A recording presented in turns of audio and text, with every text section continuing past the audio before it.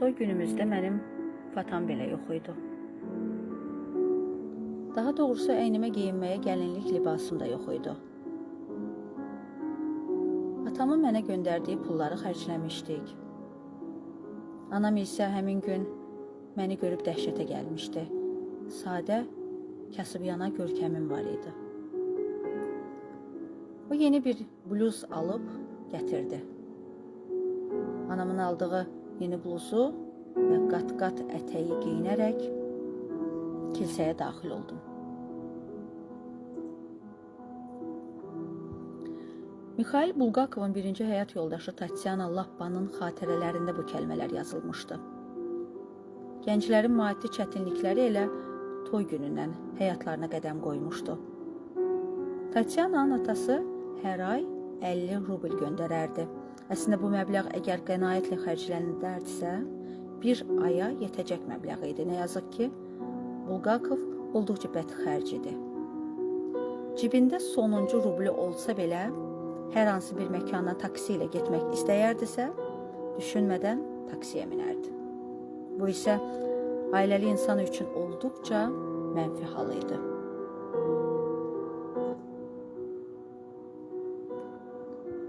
Və o bunun fərqində deyildi. Anam məni sadəlövlükdə günahlandırırdı. Onlarda qonaq olduğumuz zaman bir də görərdi ki, barmağımda nə üzük var, nə də xırda para qızıllarım. Adətən onlar lambardda olurdu. Tatyana Lappa xatirələrində belə söyləyirdi. Hələ Birinci Dünya müharibəsində hərbi hospitalda həkim kimi çalışan Bulgakov əməliyyatların birində difteriyaya yoluxur. Ümumiyyətlə, gərgin iş şəraiti Bulgakovun yuxusunu, dincliyini əlindən almışdı. Ağrılardan, yuxusuz gecələrdən xilas olmaq istəyən həkim morfi qəbul etməyə başlayır. İlk vaxtlar morfidən sadəcə dərman olaraq istifadə edirdisə, sonradan bu dəhşətli dərmanın alüdəçisinə çevrilir. Bulgakovun morfinistə çevrilməsi heç kimə sir deyildi. Xanım Lappanı isə aptek işçiləri çox yaxşı tanıyırdı. Hamı bilirdi ki, o yaxınlıqdakı hərbi hospitalın əsas həkimlərdən birinin həyat yoldaşıdır. Səhər sübdən, qışın soyuğunda belə heç nəyə fikir vermədən aptek-aptek gəzən bu qadın göz yaşları içində ərini güclü ağrılardan xilas etmək üçün morfi axtarışında olurdu. İqtisadi çətinliyin, müharibənin tuğyan etdiyi bir vaxtda apteklərdən aspirin tapmaq belə mümkün deyildi, o ki qaldı morfi olsun. Tatyana həmin soyuq günlərin birində əlində kiçik ampula ilə evə qaydanda bilirdi ki, bu alışqanlığın axırı yalnız və yalnız ölümlə bitə bilər. O səbəbdən də geriyə apteka qaydaraq morfini distillə olunmuş su ilə əvəzləyir. Həyəcanla evə gəlib, ağlından keçirdiyi proseduru tətbiq edir. Budur, möcüzə baş verir. Bir neçə müddət davamlı qəbullardan sonra Mikhail nəhayət ki, bu asıllıqdan qurtulur. Müdrik qadının özünə məxsus ixtirası səmərə verir. Sevimli həyat yoldaşı normal həyata qayıdır. Günlərin birində Öncəgör Bulgakova belə demişdi. Əslində, Bulgakov falçılığa qətiyyən inanmazdı. Baxmayaraq ki, mistika günü bu günə qədər onun imzası ətrafında dövr edir. Hətta bir çoxları onu okkulist adlandırır, amma Bulgakov belə uydurmalardan kifayət qədər uzaq idi. Günlərin biri günündə o, Kiyevli Qaraçıya yaxınlaşaraq sadəcə ironiya üçün, bəlkə də maraq üçün ovucunu Qaraçı xanıma uzadır. Qaraçı diqqətlə yazıçının əlindəki xətlərə baxıb, sən 3 dəfə evli olacaqsan sözlərini dilə gətirir. Bulgakov gülür. Belə də uydurma olar. Bu təbəssümü görən Qaraçı yadında saxla ki, birinci həyat yoldaşın Allahdan, ikinci insanlardan, üçüncü isə iblisdən olacaq, söyləyir.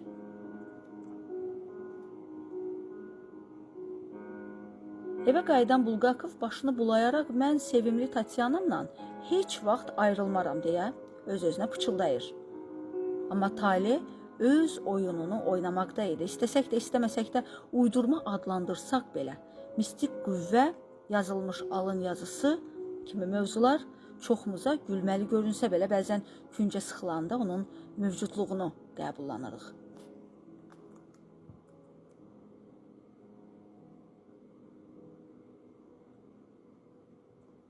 Xanım Lappa, yəni Bulgakovun birinci həyat yoldaşı, Mikhail Bulgakovun tanışlığının qəribə tarixçəsi var idi. Əslində onların hər ikisi öz ailələrinin dəcəli və sözə baxmayanı idilər. Opera, balet şəxslərinin həyat tərzi, mənəvi doyum mənbəyi idi. Gənc gimnazist bəy xanım Lappanı opera teatrının qarşısında görmüşdü. Alicənab Mikhail elə ilk andaca xanımları məftun etməyi, öz fantaziyasını işə saxlamağı çox yaxşı bacarırdı. Bu dəfəki ələ alma cəhdi məhəbbət cəryanı ilə nəticələnir. İlk baxışdan bir-birinə aşiq olan tərəflər elə o andaca bir-birləri üçün yarandıqlarının fərqində olurlar.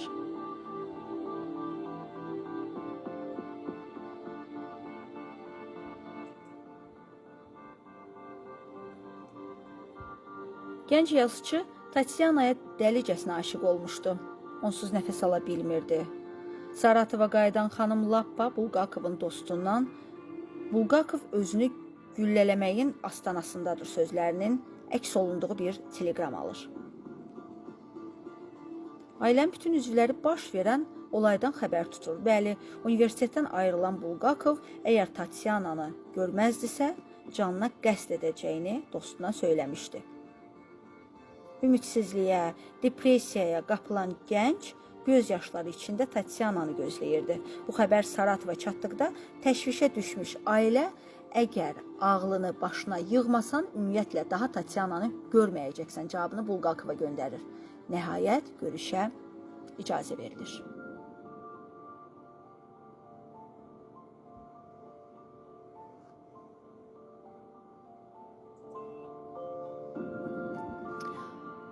O Tasya ilə ara sıra görüşürdü.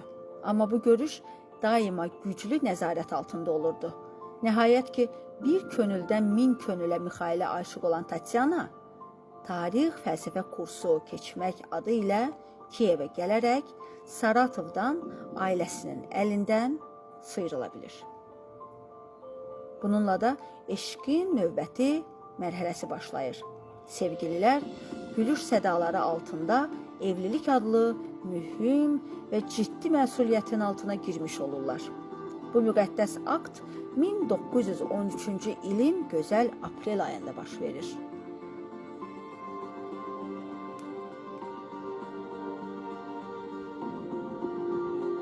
Maddi sıxıntı Mikhaili çıxılmaz vəziyyətdə qoyurdu.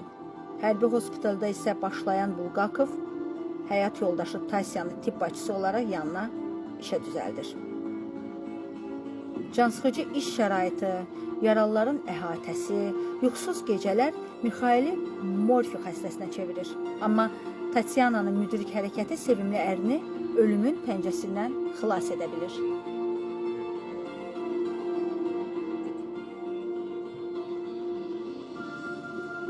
Bununla da gənc həkim həyatından yazıçılıq həyatına qədəm qoyur.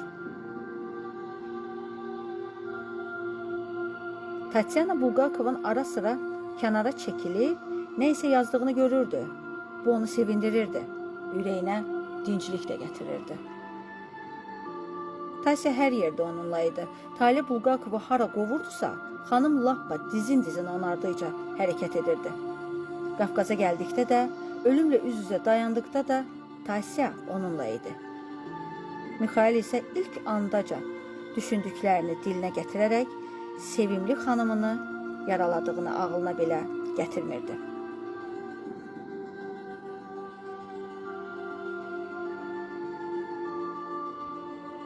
Xəstəxanada gözünü açan Mikhail, sən zəif qadınsan, məni buradan apara bilmədin deyərək xanım Lappanın sözləri ilə yaralayır.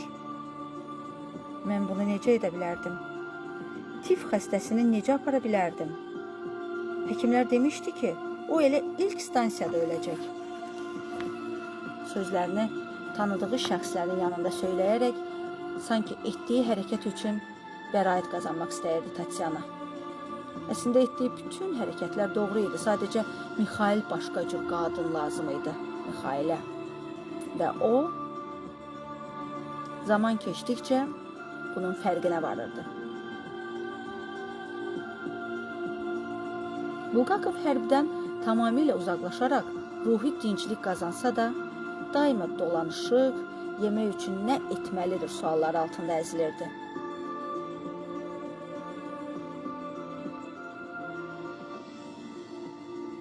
Sonra çıxış yolunu qələmdə, yazıda görərək teatr üçün kiçik əsərlər, pyeslər yazmağa başlayır.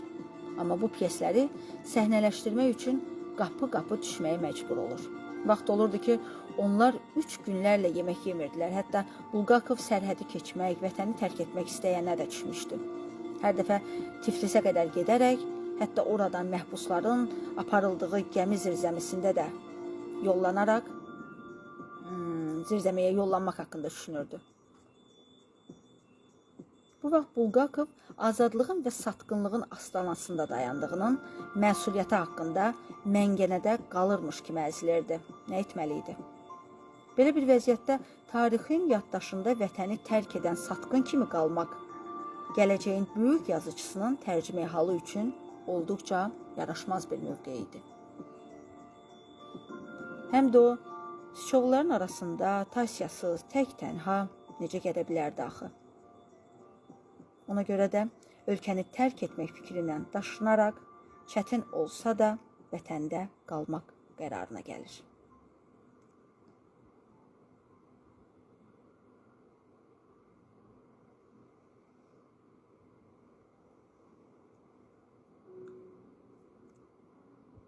Yaşamaq uğrunda, yazıçılıq uğrunda mübarizə aparan Bulgakov yeni felyetonlarını, hekayələrini, bədii mətnlərini redaksiyalara təqdim edir. Budur. Berlin jurnalı Moskva redaksiyasına daha çox Bulgakovdan göndərin kimi məktublar göndərir. Nəhayət ki, yazıçının qabiliyyəti, istedadı görünməyə başlayır. Bulgakov həyatının məşhurluq dönəminə qədəm qoyur. Tasya onun uğurlarına çox sevinirdi, amma Bulgakovun günü-gündən ondan uzaqlaşması, bogema həyatı, qəzetçilərin, jurnalistlərin, yazıçıların əhatəsində təşkil olunan gecələrə olan marağı, sevgisi qadını daha çox qorxudurdu. Əslində Bulgakov ilə onun arasında sevgidən əsər əlamət qalmamışdı. Sevgisiz isə həyatı davam etdirmək dözülməz idi. Tasya bunu çox gözəl bilirdi. O bilirdi ki, Bulgakovun uğurlara doğru gedən yolu üçün olduqca zəif natura idi. Mixailin isə özünə tən ola biləcək, onun həyatını məhəbbətlə doldura biləcək bir qadına ehtiyacı var idi. Ona görə də çoxdandır onu narahat edən qorxular Bulgakovun gedirəm sözü ilə həyatını elə bir həlli mərhələsinə gəlib çatır. Bəlkə də elə bu səbəbdən xanım Lappa həyat yoldaşının çamadanlarını yığmaqda ona yardım da edir.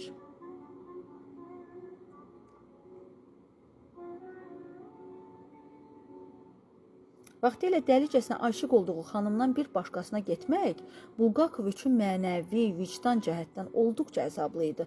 Bir qadına qarşı böyük haqsızlıq etdiyinin fərqində idi. Yaradan bu hərəkətimə görə məni cəzalandıracaq sözlərini dilə gətirirdi, amma onu ovudacaq bir səbəbi var idi. Aralarında məhəbbətdən əsər əlamət qalmamışdı. O daha Tasyanı sevmirdi, sevgisiz yaşamaq istəmirdi vəssalam. Ona görə də mütləq getməli idi. Acı da olsa, vicdan əzabı çəksə də getməli idi. Həyata bir dəfə gələn insan kimi öz həyatını istədiyi kimi qurmalı idi. Budur, 11 illik birgə həyat beləcə sona yetir.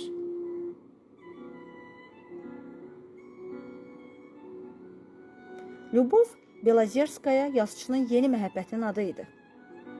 Bulqakov onu yazıcı tədbirlərinin birində görmüşdü. Səsküylü bir məclisdə xanım Balyazevskaya Bulqakovun diqqətini bəlağətli nitqi, savadı, gözəlliyi ilə çəkmişdi. Lyubov isə onu qiyabi tanıyırdı. Berlində olarkən Bulqakovun Moskvada ən yaxşı yazıcı olması haqqında eşitmişdi. Hətta onu Şalyapina da bənzədirdi. Yazıcının yeni dünyanın təsviri ilə verilmiş yazısına xeyli gülmüşdü də. İndi isə Bulqakovun qara talstovkasına və ayağına giyindiyi sarı tuflilərinə təbəssümsüz baxmaq mümkün deyildi. Ümumiyyətlə, Bulqakovun geyim tərzindən onun elə də zəngin olmaması açıq-aşkar sezilirdi. Onların sevgi romanı 2 ay gizli qala bildi. Adətən Parkyaşda görüşürdülər. Elə evlənməyə də orada qərar vermişdilər. Bu izdivac onların hər ikisinin sayıca ikinci izdivacı idi. Məhz həmin il Bulqakovun yadına Qaraçının sözləri düşmüşdü və elə bu andaca deyilənlərin boş olduğu qənaətinə gəlmişdi. Necə deyərlər, taley yox, insan taleyi idarə edir, pıçıldamışdı öz-özünə. Bulqakov bu dəfə də elə bilirdi ki, sonuncu əsl məhəbbətinə rast gəlib. Çünki Lyubov mənəvi cəhətdən, xarakter baxımından olduqca möhkəm, güclü bir xanım idi. Onlar kasıb mənzildə yaşayırdılar, bəli. O bu kasıb daxmada Ağ Qvardiya, Turbinlər ailəsinin günləri və sair pyeslərini qələmə almışdı. Kasıblıq məhəbbəti öz qara kölgəsi altına sala bilmirdi. Lyubov olduqca müdrik və dözümlü qadın idi. O tənbəllik etmədən ürəklə redaksiyalara gedib sevimli həyat yoldaşının əlyazmalarını təqdim edirdi. Bulqakovun nəşr olunmasında özü də maraqlı idi. Köklü Moskvalı, aristokratik ailədə dünyaya gələn bu xanım ərini də cəsur, nikbin və əyalət komplekslərindən xilas olunmuş şəkildə görmək istəyirdi. Və tərcüməçi olaraq Malyerdən etdiyi tərcümələri toplayaraq ərinin yeri yaranacaq pyesləri üçün ilham mənbəyi kimi istifadə edirdi. Xarici müəllifləri ona oxutdururdu. Bunun nəticəsində Bulqakovun qələmindən samballı əsərlər ortaya çıxırdı. Uğur həm də onları bir-birinə daha möhkəm sarmağa başlamışdı. Bu qayğı nəticəsində Bulqakovun Lyubova olan məhəbbəti günü-gündən artırdı. O, bu etiraflarını gündəliklə də bölüşürdü. 25-ci ildə Rusiya jurnalı Ağ Qvardiyanı çap etməyə başlayır. Bulqakov bu əsəri həyat yoldaşına ithaf edir. Əslində bu ithaf onun keçmiş həyat yoldaşına qarşı böyük haqsızlıq idi. Çünki o qadın onunla birgə müharibədən keçmişdi, ölümdən qayıtmışdı. Talih yenə də öz oyununu davam etdirir. Evində olan davamlı təftişlər, axtarışlar, əsərlərin səhnəyə qoyulmasına qarşı tətbiq olunan qadağalar Bulqakovun ruh halını, ovqatını söndürürdü. Yazıçını yersiz müdaxilələr mənəvi şikəstə çevirirdi.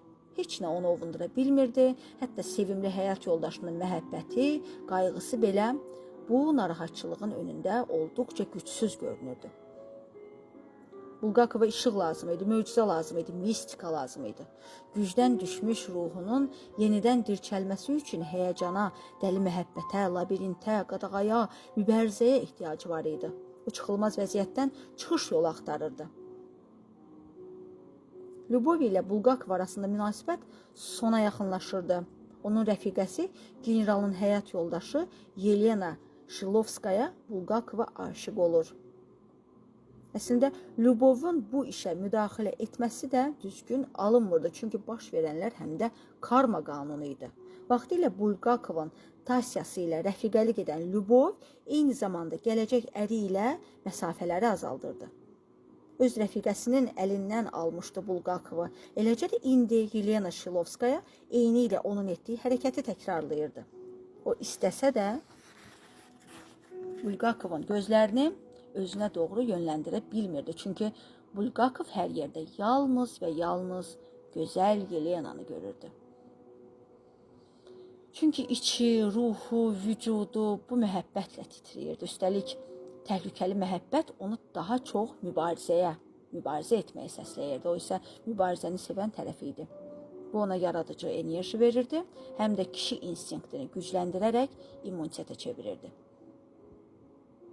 Bulqakov güclü, mistik qadına qovuşmanın kəndarında idi. Buna can atırdı. Xanım Şilovskaya general arvadı idi. Yetəri qədər zəngin həyat tərzi sürürdü. Məclislərin birində Bulqakovla tanış olmuşdu. Daha doğrusu eyni masada yan-yana əyləşmişdilər. O dövrlərdə Bulqakov Sovyet təpkiləri ilə baş-başa idi. Pyesləri teatr repertuarından çıxarılmışdı, əl yazmaları müsadirə olunmuşdu. Demək olar ki, uğursuz və heç nəsiz idi. Belə bir şəxs xanım Şilovskayanın diqqətini özündə necə cəm edə bilərdi? Bəlkə bu doğrudan da tale idi.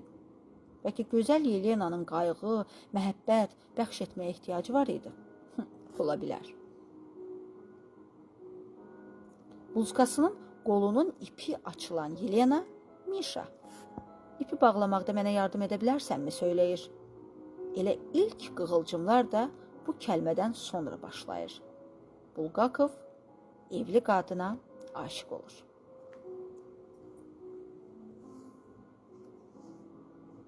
General həyat yoldaşının ona xəyanət etmə xəbərini eşidəndə dəliyə çevrilirdi. Bulqakovun üzərinə silahla gedir. Onu təqib edir, ödümlə hədələyir.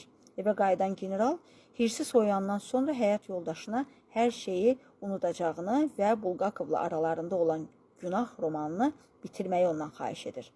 Xanım Şilovskaya bir il ərzində evdən bayıra çıxmır. Susqun bir həyat tərzi sürür. Amma nə etməli?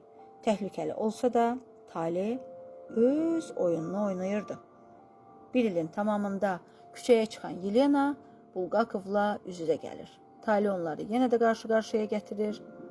Bulqakov səssiz yaşaya bilmirəm, daha doğrusu sənsiz yaşaya bilmirəm söyləyir Yelenaya və həmin günü generala məktub yazaraq Yelenanı buraxmağı ondan xahiş edir.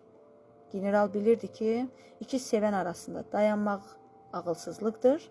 Ona görə də onları rahat buraxdı, mane olmadı. Sonuncu möhtəşəm eşq, kasıblıq, yoxsulluq onların hisslərinə zərrə qədər də təsir etmirdi. Əslində Yelena onun həyatına güclü, mistik, sirli qadın olaraq daxil olmuşdu. Bəlkə də Bulqakovun axtardığı, həsrətində olduğu qadın obrazı elə bu xanım idi. Və o, dünya şöhrətli Master və Margaritasını bu izdivacın mistik təsiri altında yazır və məhz bu əsərinin vasitəsilə dünya şöhrəti qazanır. Əsərdə canlandırılan Margarita sevimli, sonuncu həyat yoldaşı Yelenanın prototipinə çevrilir. Yelena öz masterinin sevimlisi, muzası idi. Bulqakovu əsl yazıcıya çevirən mistik, qüvvətli bir natura idi.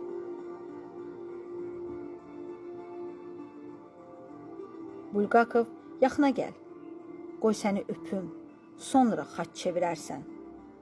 Sən mənim ən yaxşı, ən sevimli həyat yoldaşım olmusan, səni sevirəm. Əgər mənim ömrüm davam etsə, mən sona qədər yenə də səni, yalnız səni, təkcə səni sevərəm sözlərini söyləmişdi ölüm qabağı. Həm də birinci həyat yoldaşı Tasyanı görmək istəmişdi. Elə-belə üzr istəmək üçün. O dünyaya rahat getməkdən ötürü.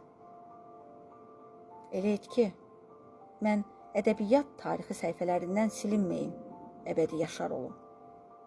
Yelena Sergeyevnaya həmin gün Bulqakova söz vermişdi.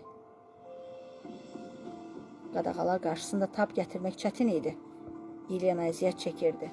Böyük yazıçının əsərlərinin çapı üçün döymədiyi qapı qalmamışdı. Məktublar ünvanlayırdı, icazə istəyirdi. Amma bacarır. Yelena verdiyi sözün üzərində dayanır.